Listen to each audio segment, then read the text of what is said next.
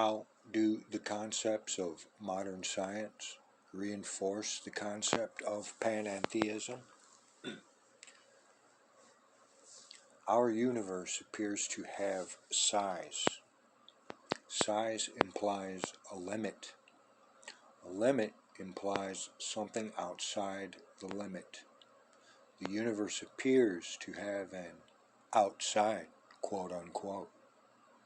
Science is beginning to believe our universe has a limit and is bounded. Most religions believe the causative force is bigger than the universe, transcends the universe.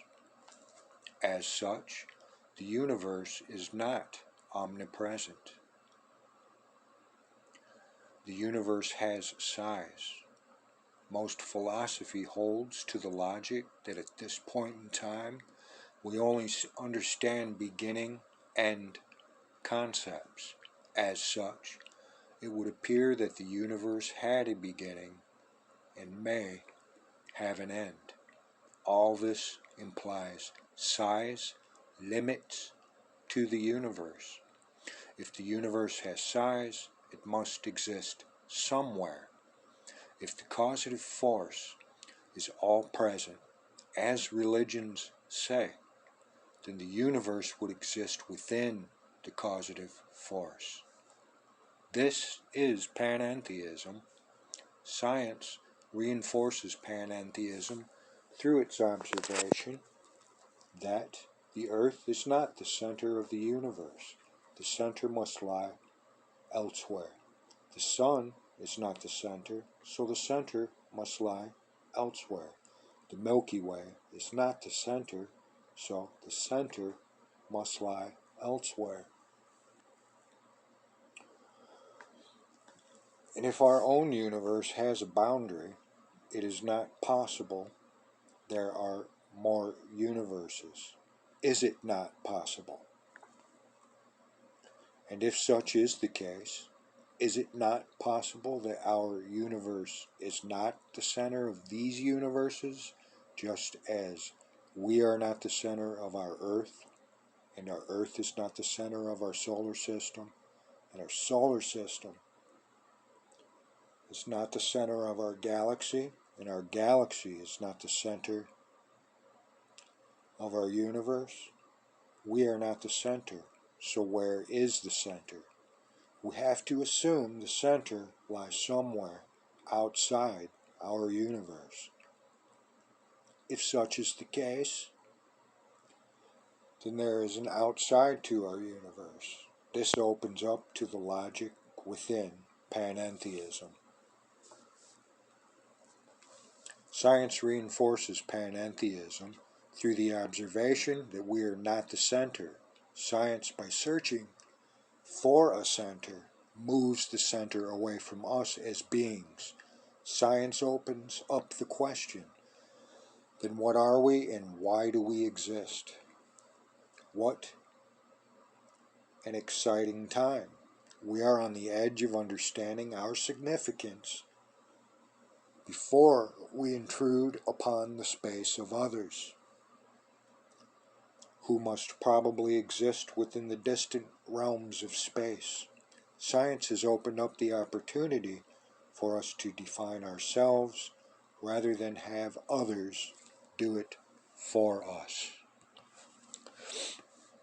What does modern science reinforce about the significance of existence, life?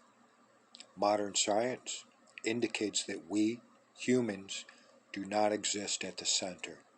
This implies that ours is not the only relationship that has significance to the causative force. Existence, life, souls in general must have significance to the causative force, or what religions call God.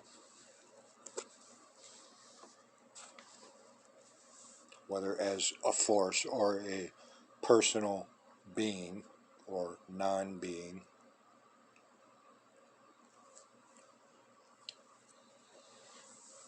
The humbling ideas seem to never end. No wonder the concept of not being the center was so disturbing. Now we begin to understand that we are not the center of the universe.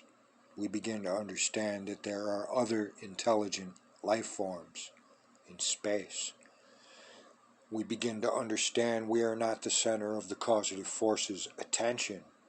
We are one of many. As we begin to realize that we are not the center of the universe, we begin to realize we are not irreplaceable as a species. No wonder Copernicus's book concerning the revolutions of the celestial spheres, written in 1543, was placed on the index of forbidden books by the Catholic Church for over 300 years. Finally ending in 1853, modern science definitely humbled us in terms of our own significance as a species. But science also opened up the idea that life may be so important it most probably exists in many places throughout the universe. So, if we are not the center of attention, then what is our function? And if, as the Hindus profess, we have a soul which is eternal, then what is its purpose? And what of the Buddhist concept of our responsibility to work at eliminating suffering? And what of the Christian belief that we must love one another? Even love your enemies. And what about the Islamic concept that justice will be a part of eternity? Why is ontology able to argue the existence of a causative force so forcefully without involving religion? All these ideas reinforce the concept of a causative force being so big that we have nowhere else to exist but within her.